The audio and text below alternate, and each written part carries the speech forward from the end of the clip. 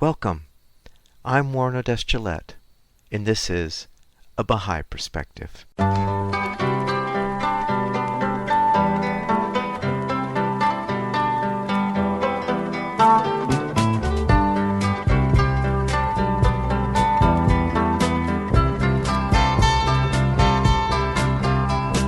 Welcome to A Baha'i Perspective.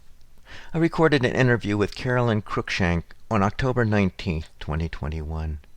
Carolyn and her husband Don started a camp in Vermont in the 60s to have kids from diverse backgrounds and from both privileged and underserved communities come together and learn outdoor living skills together. The camp was called High Rise.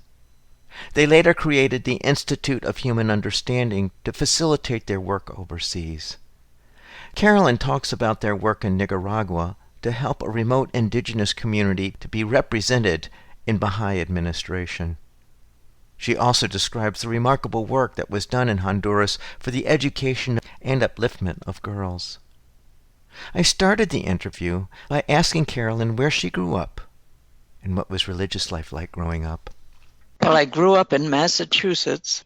I went to Sunday school every Sunday, and Easter was the big thing that your mother made you a whole new outfit, and Easter was wearing new clothes to church. But I don't remember that I enjoyed it. I didn't find that it was fun or interesting. And we were in Danvers, was the first church I went to.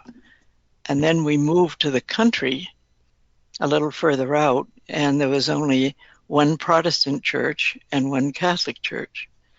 And I can remember when we were in Danvers that, why did we go to this one and other people go to others?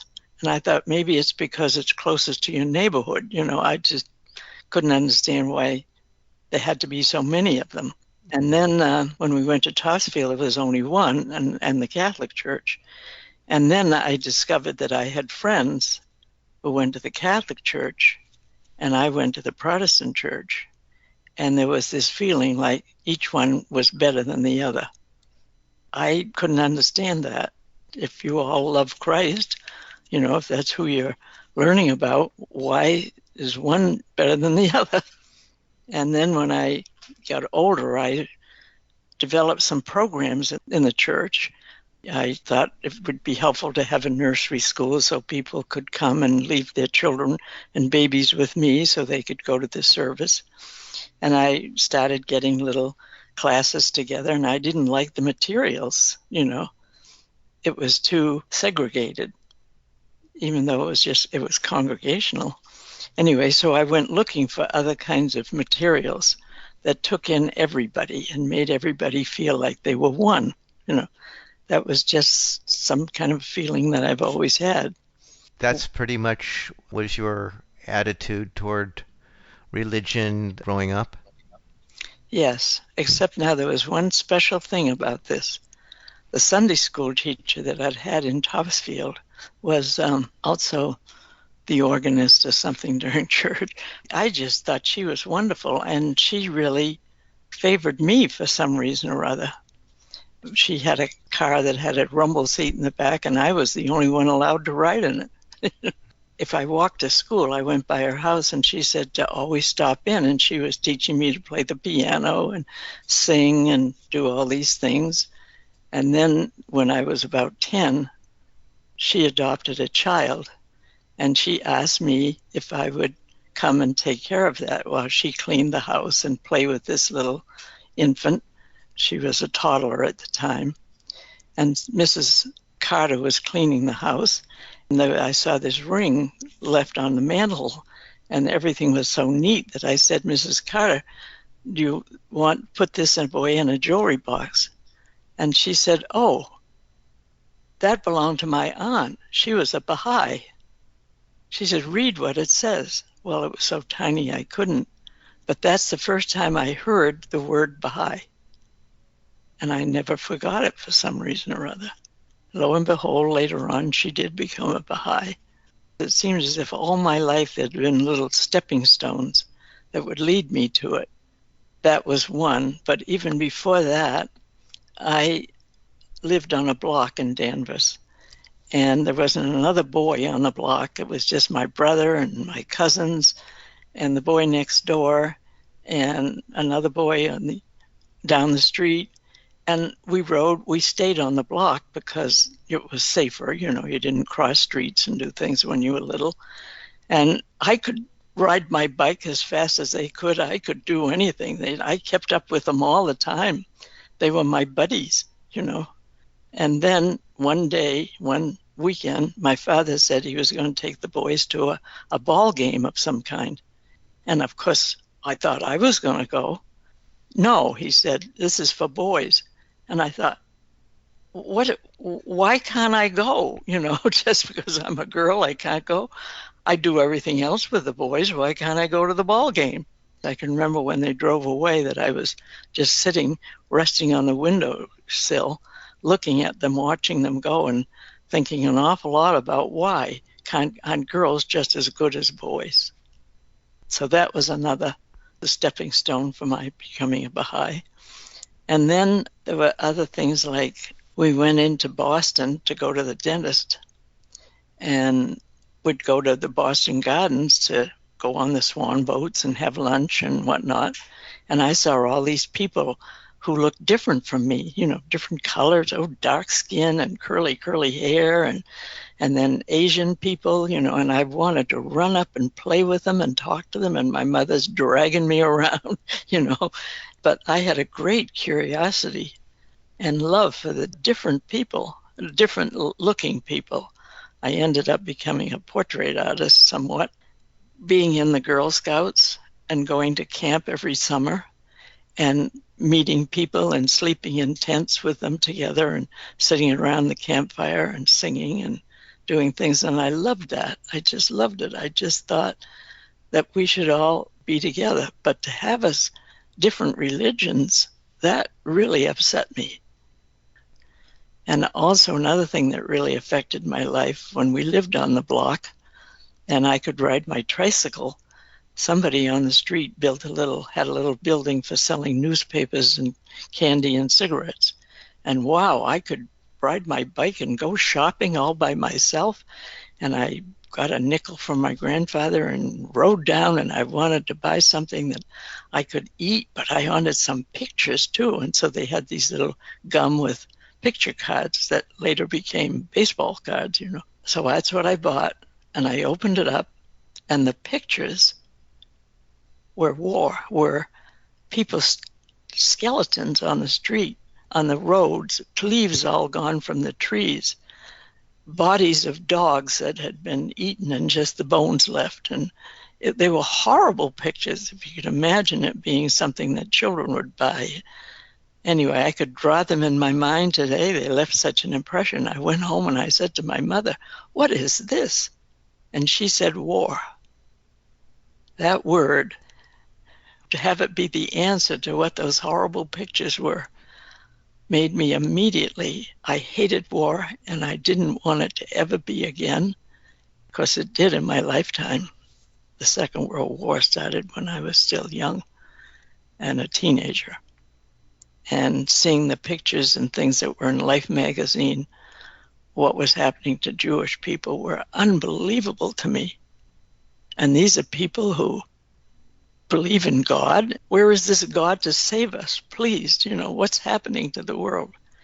The other thing, when I started to learn to read, and I came home and Dad had the newspaper up, and I saw this big headline, "Kidnapped," and I was trying to sound it out. And what's that big word, Daddy? And he told me kidnapped, the horrible kidnapping of, who was the flyer? Oh, Charles Lindbergh. Lindbergh. Yeah. And his child somebody had broken in and stolen right out of the bed. And I thought, how can people do these things? Also, I grew up in a family that my father was always doing things to make things better. He had been in an Army hospital unit in the First World War. And I can imagine, he's an ambulance driver, what on earth, he never wanted to talk about it. But he was active, and he started a Boy Scouts camp and a troop right in our little hometown. And so there was a summer camp built on a little pond, and he did things for the American Legion. He was the commander or something, and there was always a Halloween party in town and different things, a Christmas party and things, and he was always organizing these things for people to do things together and be happy, and mostly with children and families. So I guess that started me on my way, really. My father started a friend with a business going, and the friend had a daughter, only one child, whereas I came in a multiple family. She was favored, to have her father bought her a brand new car when she was only in high school, a Ford convertible. And Peggy, that was quite a tool, to go around and make friends with people, and boys all wanted to drive her car, so she made lots of boyfriends, not in our hometown, but she did in a neighboring town. And it was well known that Peggy used to go to this other town and the boys wanted to drive her car. Those little rumors come around. So one night her father and my father were having a meeting, and she called up and she said, come down, and when our dads are coming down, come on down with them and we'll sleep out in the guest house, which was a little cabin out back that just had a fireplace. So her friend Gloria was coming, and I loved Gloria, so I went down. And she said, how do you want to go out for a ride in my car? And I had never been in it. It was a Christmas holiday vacation from school. So we went for a ride, I thought, around town, and she started riding off towards Ipswich. I said, uh-oh, why are we going to Ipswich? She wants to show us her boy collection or something, I guess. Well, the summer before that, I was sent to a Girl Scout leadership training camp. I'm now a senior in high school. And in the camp, my cabin with me was a girl from Ipswich. We became friends. She'd read letters that came from home, and one was her classmate, Bill Cruikshank. And in his letter, he told about his brother Don being in the Air Force. So I remember hearing that in a letter, that's all. I didn't forget the name Don, and I didn't forget the word Baha'i. And you're saying that two words you remembered clearly was Baha'i when you were... And then remembering Don's name stayed in my head with the Cruikshank. It was interesting, when we moved to Topsfield, I then was in the second grade, and the third grade was in the same room, being a small town. There was a boy in the other third grade class whose name was Robert Cruikshank, and I thought, wow, what a long name that is. And I thought, I've got to learn to spell that. So I did, and he was also rode the same bus that I was on to go to school. All right, so we're coming into Ipswich, and I see this figure walking down the street. It's getting dark. It's a young man alone walking on the street. And for some reason, I'm sitting in the middle, and I just nudged Peggy and said, oh, Peggy, there's Don Cruikshank, thinking if you're looking for Bill, how about Don, who's in the Air Force? I don't even know how it just came out of my mouth. And she pulled the car over and said, oh, Don, would you like a ride home? I suppose she figured I knew him. I don't know. And I thought, wow, she knows him? He comes over to the car and he said, oh, thanks. He would. And he gets in the back of the car, in the back seat. And it's a little seat back there in those 47 cars. She knew just where he lived and took him up to the house, and he invited us in. Good grief, what's going on here? And he said he'd go ahead and get the back door lit up. Peggy says when we get out, now don't talk about religion, because his mother worships idols. Anyway, we went in, and there was only this elderly gentleman sitting in the living room who was a friend of the family. It turned out that this man was John Crowley, who had met Abdu'l-Baha, the son of Baha'u'llah, in Boston when he was here in the United States. He said, you remind me of my wife, and he was going to show me her picture. And she is somebody who had passed away when they'd only been married 10 years. And I got up, because he was an elderly gentleman, to go over and look at the picture in his pocket watch. While I'm there, I said, this is a very lovely, interesting evening, but my father thinks we just went right around town, and here we are in another town visiting in a house. I think, thank you very much, but we better head home. And he stood up, and then Don stood up.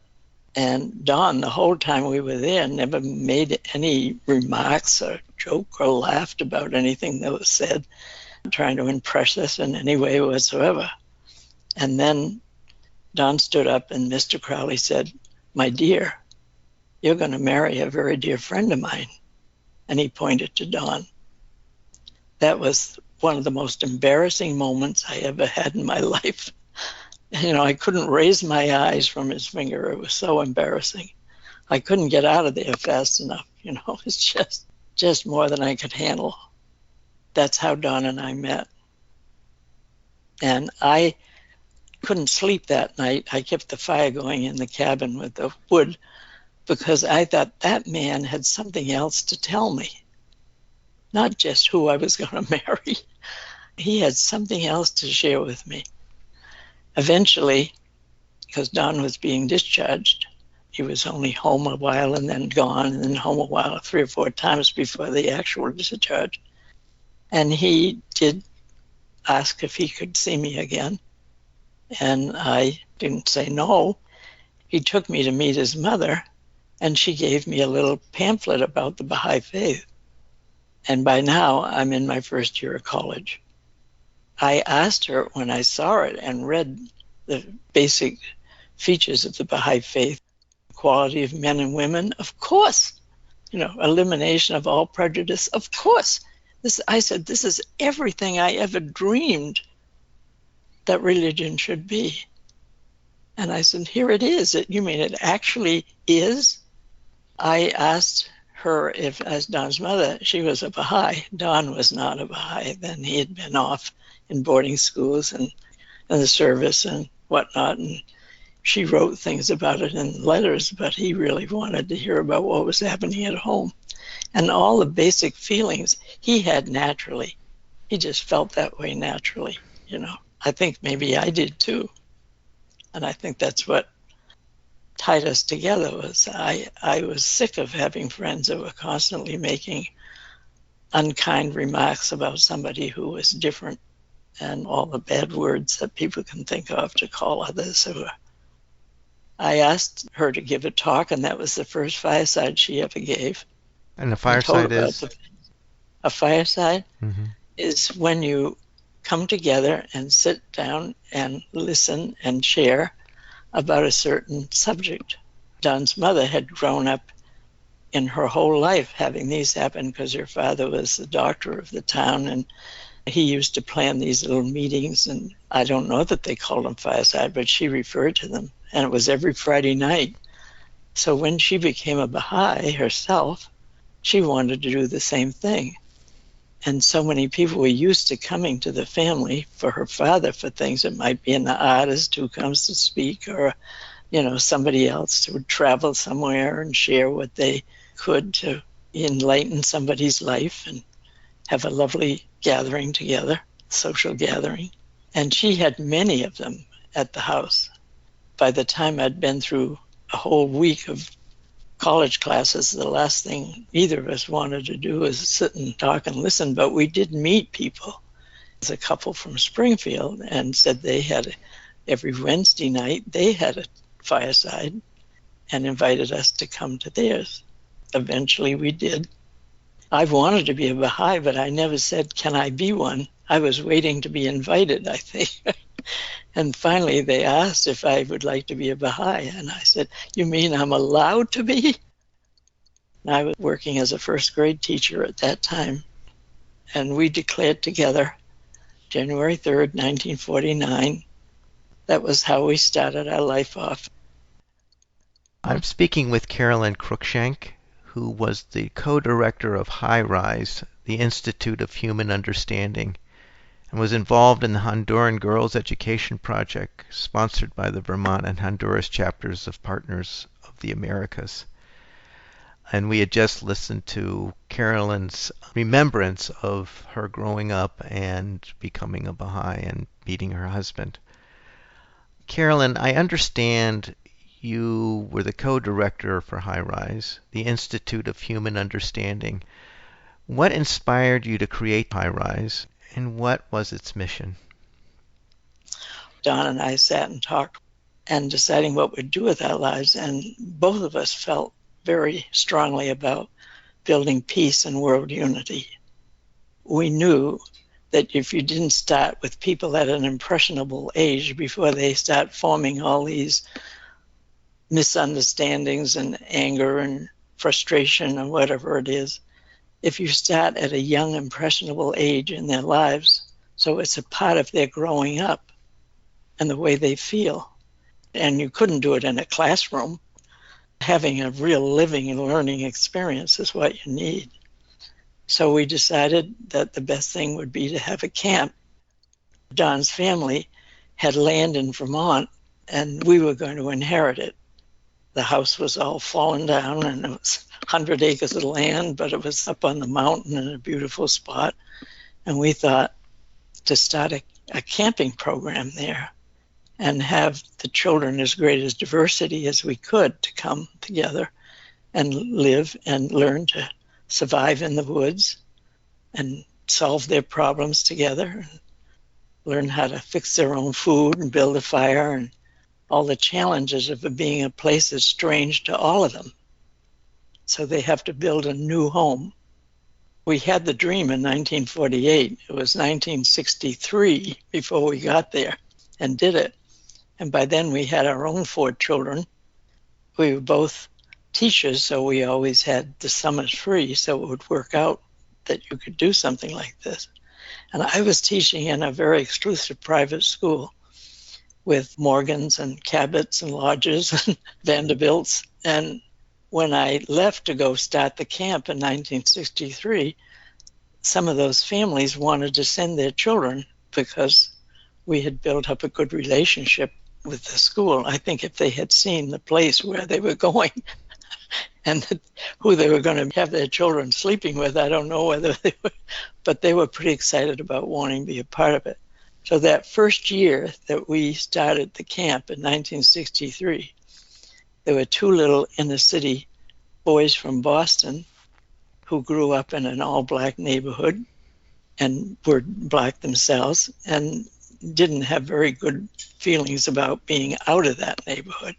Also was J.B. Morgan's great-grandson was also part of that group.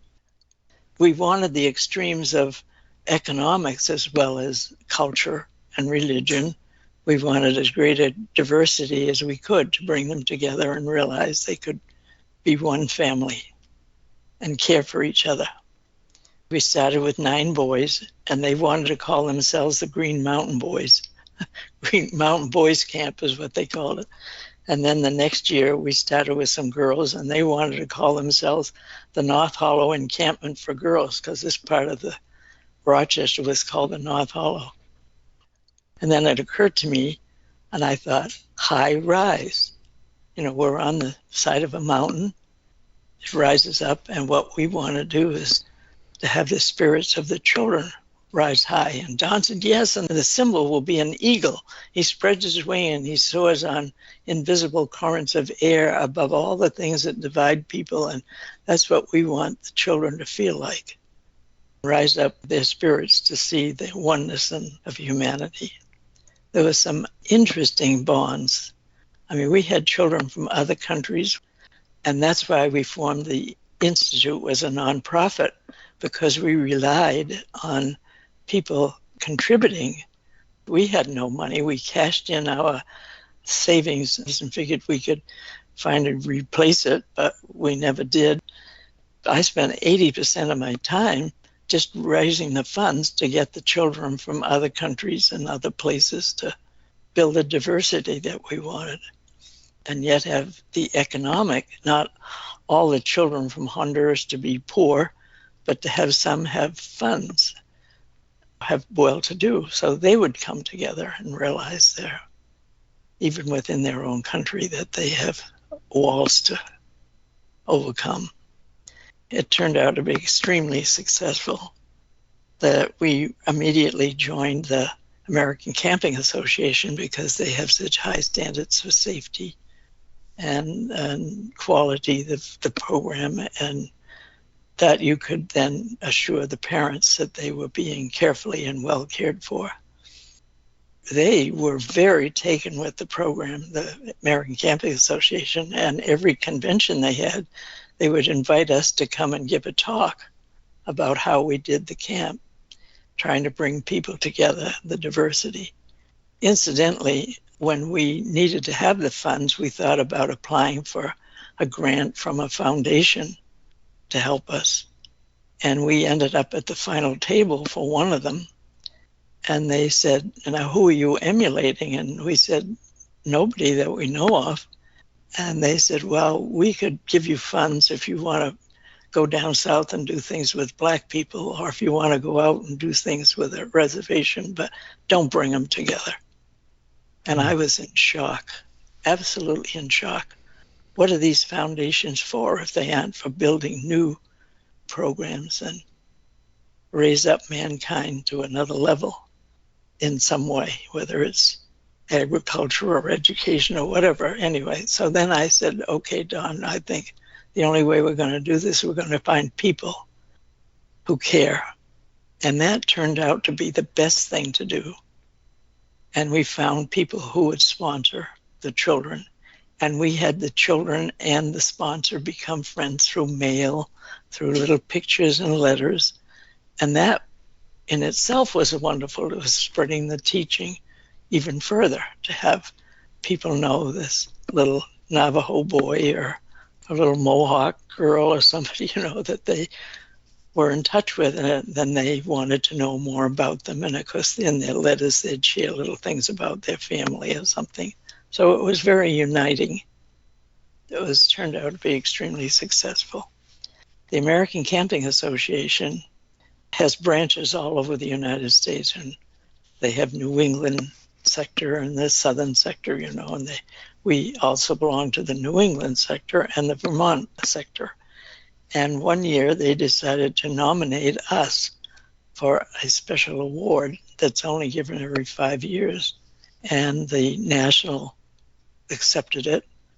By now, we have the nonprofit, and we had a board of advisors for the nonprofit as well as the executive board, because we were focused on the oneness of mankind, which is the basic teaching of the Baha'i faith.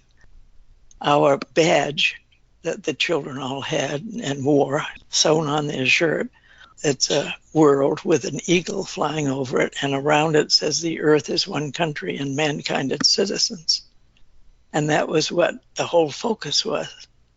So we were all the citizens to take care of our earth home, no matter where. So I'm speaking with Carolyn Cruikshank, who was the co-director for High Rise, the Institute of Human Understanding, and was involved in the Honduran Girls Education Project sponsored by the Vermont and Honduras chapters of Partners of the Americas. And so Carolyn was talking about how High Rise came into being. Carolyn, how did you get involved with the Honduran Girls Education Project? Because we were so broke, Don ended up having to take a job. He got a job. There was an opening with the state of Vermont for the Emergency Management Office. And he had a very strong background in science and had done a lot when he was a science teacher. He got a job with the state. Partners of the Americas is the largest nonprofit organization in the United States. It began shortly after Kennedy's assassination. He had a program that brought businesses, helping businesses in this North and South Hemisphere. People really liked that, so they picked up on starting the Partners of the Americas, which has nothing to do with the government, or it is affiliated, it's totally separate organization of its own. And Vermont became a partner with Honduras. Well, they were doing things to help agriculture, but there was a real need for help with emergency management in Honduras. And they had approached the office, and nobody wanted to go, but Don said, good grief, I'll go. And so it was to go down and help find out what their needs were and help them solve their problems themselves with flooding and hurricanes. And it involved the Red Cross, it involved schools. And I went with him, but I paid my way because partners were paying his way. I wanted to go too. You see, before this happened, we had been down into Nicaragua, the National Spiritual Assembly of Nicaragua. Is that a Baha'i institution? Yes, that's a national institution of the administration of the Baha'i faith. In any country is their National Spiritual Assembly. 9 people are elected from the Baha'i population of the country, and they desperately needed help on the West Coast in the Mesquite area, where there's an indigenous population. And they spoke a Creole English, so we were able to communicate. They had once been an English settlement until the Spanish took over. And they longed to have this English settlement come back because they were so abused by the Spanish government. Slaves had been dumped off there, and a lot of them had mixed and lived in that, so they were part Black African and part indigenous. It was a wonderful group of people, but they were all in these little villages off in the jungle. And they had no communication with the national. There was any way unless somebody went there. And so they asked us if we would go there because they thought we could survive and do it. And they had had young people go down who had no knowledge of living in such poor conditions and easily got sick and had to leave. And our goal, they wanted us, was to find all the Baha'is in their villages and teach them about the administration and how you consult and vote, and then they could send a representative to the national, which they'd never had before. So that was what our assignment was. But none of the members of the national had ever been there. They had no idea what it was going to be like physically, and we had no map. We had compasses, and we knew how to get along without clocks and radios and things like that from our own experiences with the children at high rise. So Don was very interested about going down and helping because we had had the experience in Central America already and were very anxious to do more helping in other Central American countries or wherever. And part of this was that Don had to go down there, and he also had to go to Guatemala and El Salvador and a little bit of Honduras, as part of this emergency management. He was trying to get them to all work together and help each other.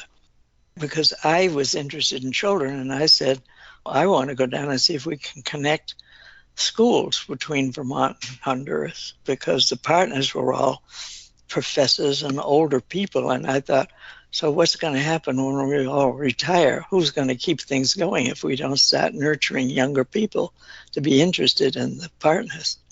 And then Vermont was very well known for its Green Up Day, and Honduras was covered with plastic bags floating around everywhere in the wind. And I thought, gee, to have schools sharing their Green Up Day and see if they can start doing Green Up down in Honduras.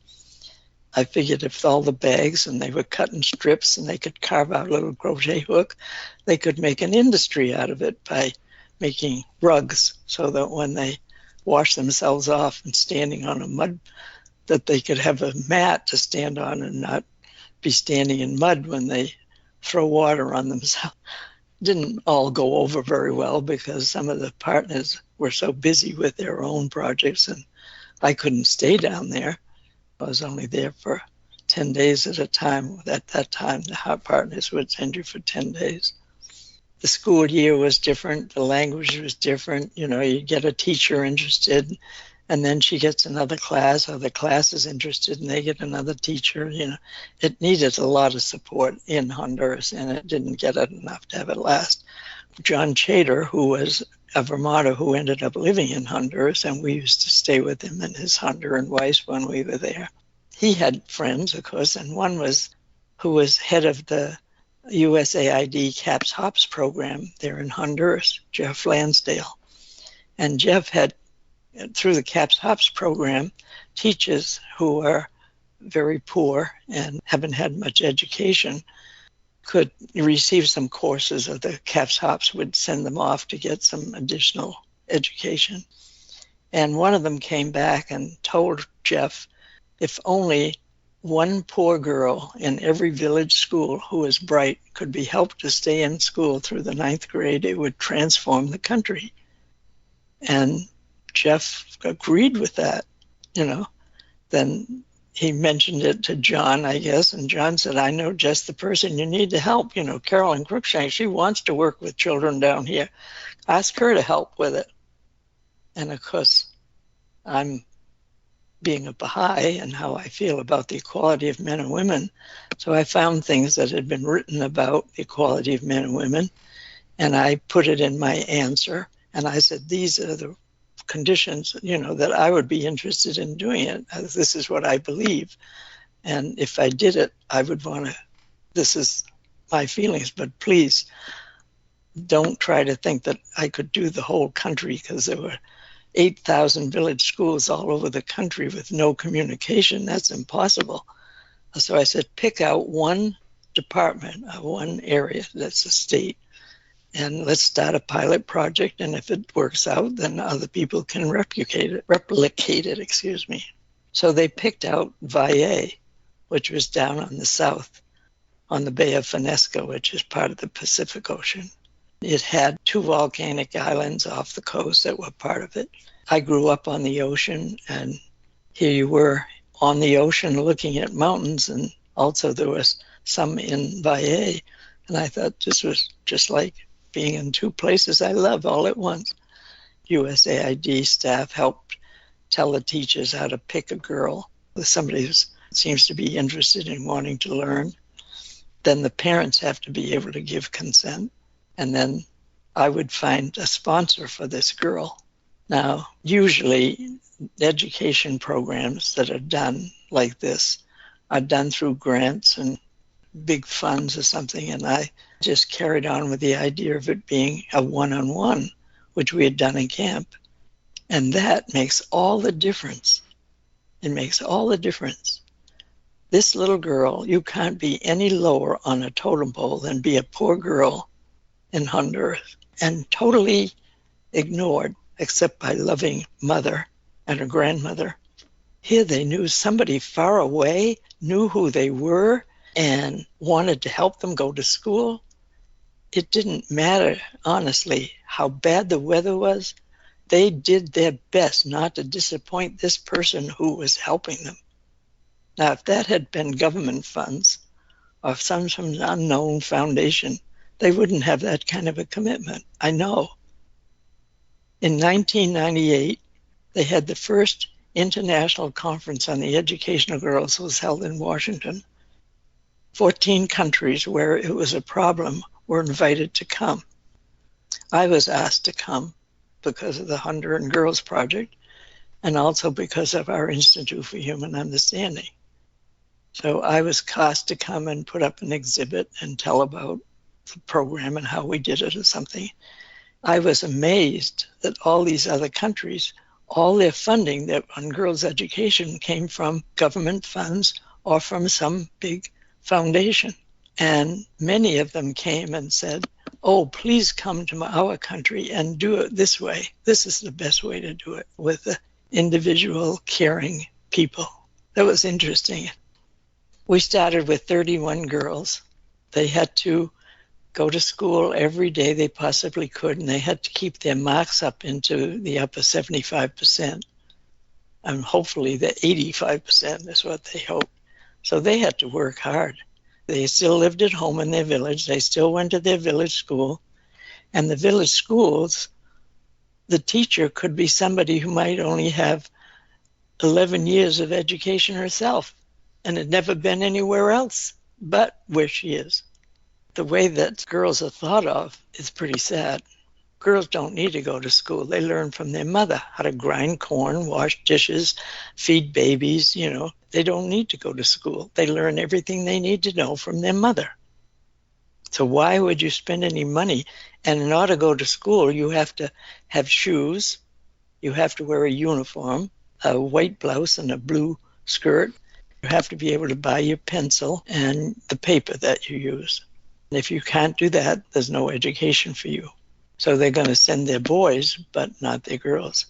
Now, even some of the teachers used to think that boys knew more than girls because girls were so bullied that they were too shy to even answer a question in school.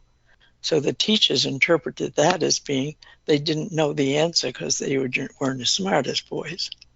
The other thing that was disturbing to me was that if you weren't pregnant at 14, you were worthless. So now you've got these girls, they've got to know that they have a right to decide what's going to happen in their lives. They have a right to choose the path they want to walk on. Inspiring them to have a path to walk on when not a single book, there were no books. These children grew up never seeing a picture in a book, never having anybody sit on somebody's lap and have a story read to them. How are you going to be inspired if you don't see things to inspire you? I decided that we'd have to get little mini libraries into the schools where the girls were so they could be inspired. Scholastic had a Spanish division of books, and I made connection with them and would take books down.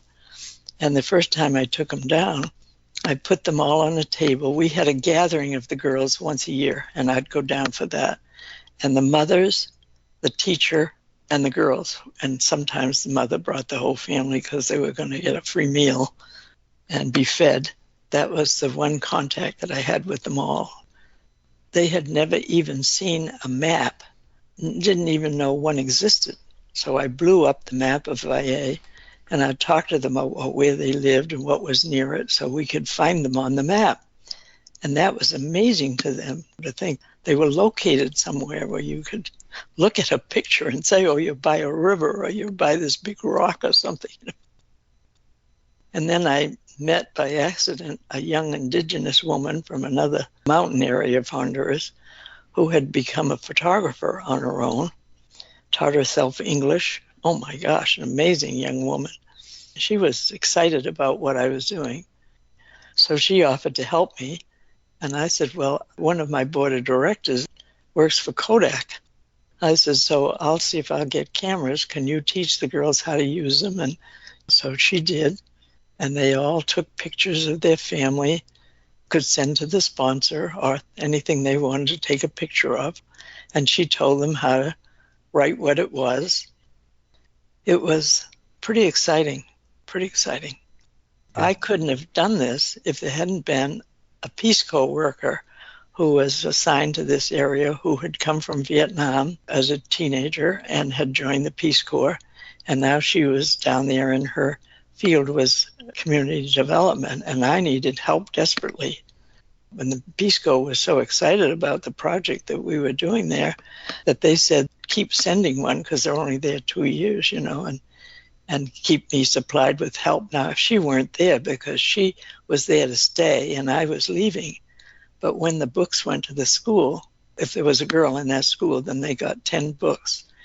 But the girl and the teacher and the girl's mother would learn how to use the book and see that they were shared equally and how they were taken care of. And I had teachers who wouldn't allow the girls to touch the books. They'd lock them in a closet or something, hide them, because they might hurt them. And I said, if they could use the book well and do things with them, then they could keep it. But if they didn't, then they would be taken away. Unfortunately, they got taken away from some of the schools. So I decided, why have the books locked up when the school isn't going on? So I bought knapsacks for all the girls, and they became the library. And they took it home. They would share them with their village friends, neighbors, even read the stories to them. We arranged for one of the gatherings. Peace Corps got some more workers to come down and help me. And we dramatized this story that was called The Magic Spyglass. And it was about a kingdom that was very poor. The king couldn't even feed a friend, and everything was falling apart. And some traveler came through with a spyglass, and you'd look through it and it would see everything the way it could be. So I had that translated into Spanish and made into little books with blank pages so they could do the same thing in their village and imagine with a picture that they would draw. Music and the arts is just absolutely essential that they have this kind of experience. They had never drawn a picture before, so now they had to use their imagination. They had seen pictures in a book now, so they had some idea. Every girl, when they had the library, they had to do something with it, either make a play out of one of the books that they chose or an art project or something. And now these are things that villagers had never seen before. They'd never watched a play. I wasn't able to be at all of them, of course, but the Peace Corps worker would tell me. She taught the girls to say to the audience, you put your finger on your mouth, that you keep your mouth closed. You open your eyes and you open your ears and you watch and listen. That's how you watch a play. I think another exciting thing that happened to me, very simple, was that one of the Peace Corps worker took a picture of one of the girls who had done a project where it was about your home and about your house.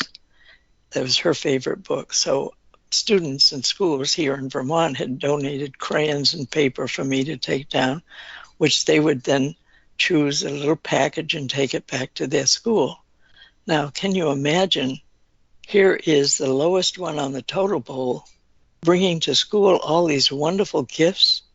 Because of them, they had a little library. Because of them, they had seen a play or sung a song that they didn't know and drawn pictures. The project was that all of the kids in school had to draw a picture of their house, my home or something, you know. The Peace Corps worker took a picture of the little girl with the students standing beside of her who were showing their pictures, some of them. And amazing to me, I couldn't tell the boys from the girls. The boys weren't teasing the girls anymore. They weren't bullying them. That was a big step. The other big step was these mothers that would come to the gatherings to make them feel like they could do something because they had never seen a book before and they were very embarrassed that they wouldn't know how to read or anything. I had them cover all the books with laminate and showed them how to do it so they would last a little longer, so they were all paperback. They were so happy to think that they could learn to cover this book with laminate, and their faces just beaming, you know, and sharing that with each other. It was exciting. Now, I don't think any of these mothers had friends. They were so busy hauling water, grinding corn, taking care of babies. The highest population, under 20, in the North and South Hemisphere was in Honduras. When the mothers now are coming together and they're learning things too, I mean, even doing that map, they were participating in it and listening to the girls read a story, and they were participating in that, being the audience. To see a man and a father there once in a while was pretty exciting to me. And the ones whose fathers were really in back of this education of their daughters, the daughters really went far with their education. They had said if they could only get the girl through the 9th grade.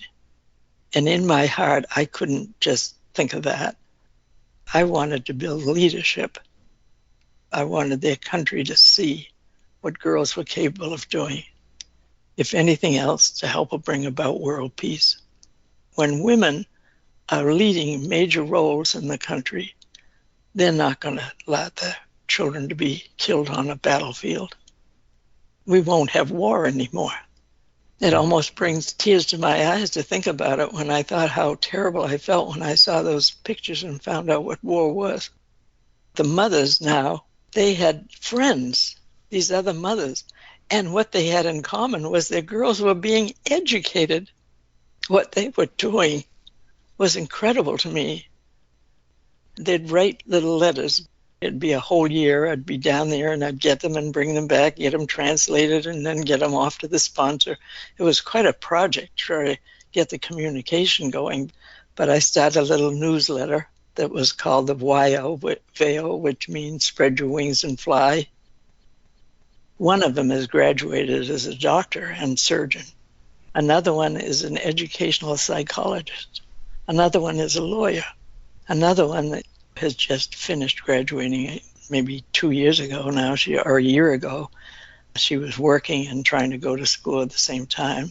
All the things she learned she'd bring back to the little local school where she had a child going to school, and she shared it with the villagers and everything, maps and brochures about historic places and the history that people didn't even know. She so inspired that community. It was a grade 1 through 6 when I knew her, and there were 46 students in it when she was there.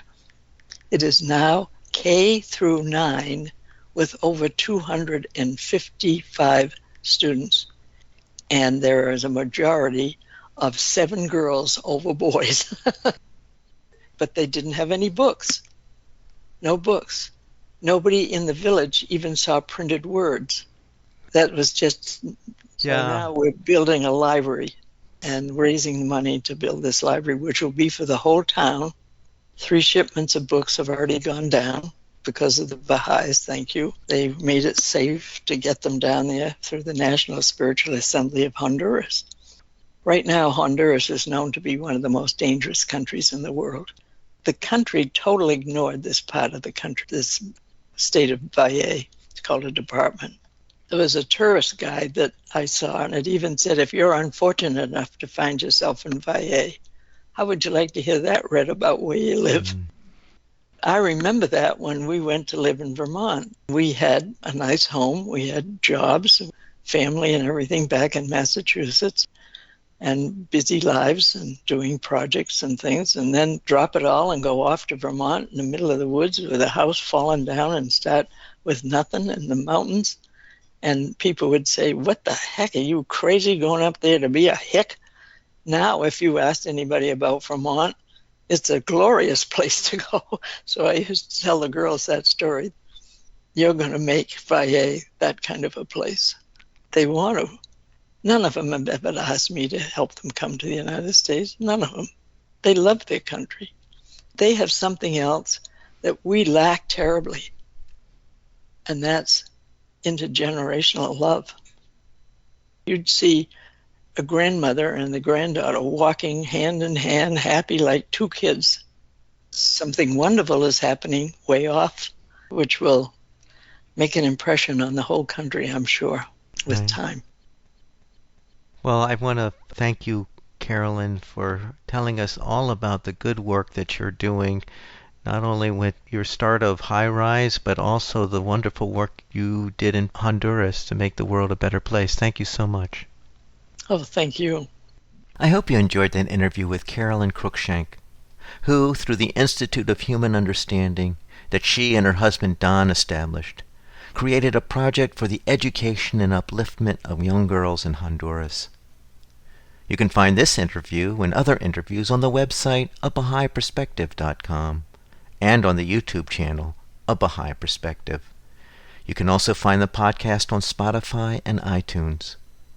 For information specifically on the Baha'i Faith, you can go to the website baha'i.org, or you can call the number 1-800-22-UNITE. I hope you join me next time on A Baha'i Perspective.